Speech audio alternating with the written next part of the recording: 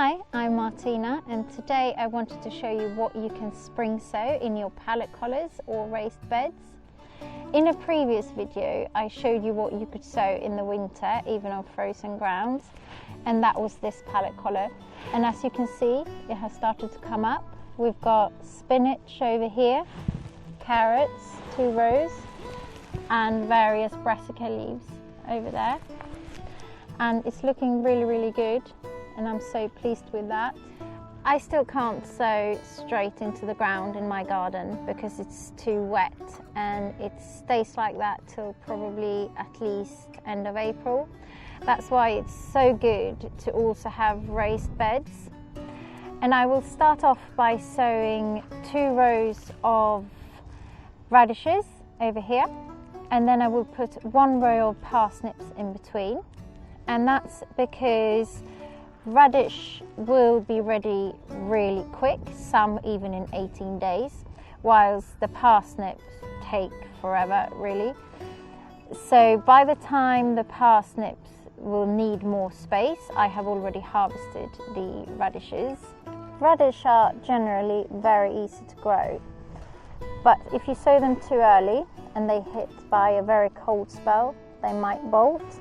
And if you sow them too late, they might bolt because the days are too long and it's too warm.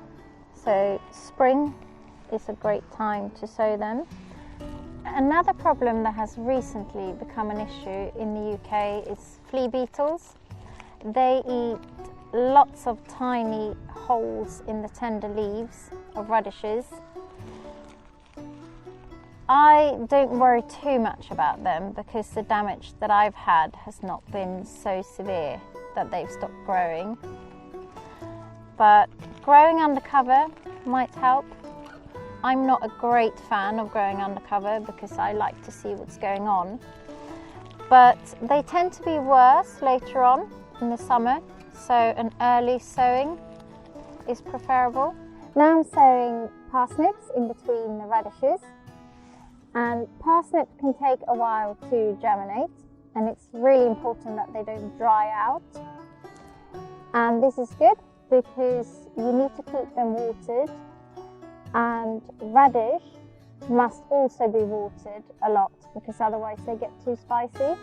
Parsnips lose their germination rate really quickly, so it's good to buy new seeds every year.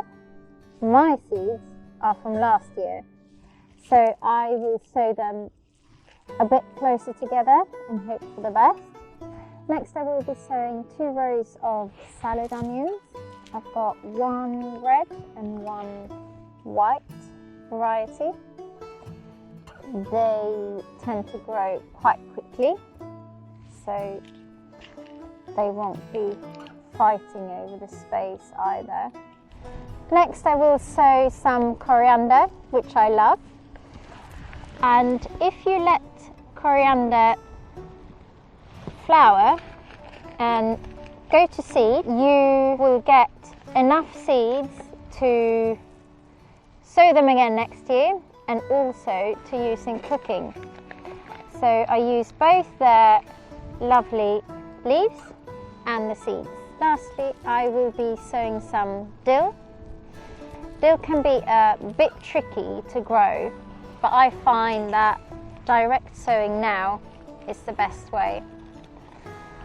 And if I'm lucky, I will have dill to harvest when my new potatoes are ready in June, early July. So I've covered up the seeds with a bit of soil, and next I will put this mesh on top. And it's to protect the sowings from animals digging, such as my cats or foxes or rodents. You can use a lid as well if you like, but you have to be very careful that it doesn't get too hot on a sunny day, so you probably have to take it off if it's sunny. I will now water the sowings. And we have done a previous video on how to build a pallet collar garden like this, if you want to check it out. And also, if you want to find out more about the pallet collars or the compost or soil we have used, you can go to corcat.co.uk.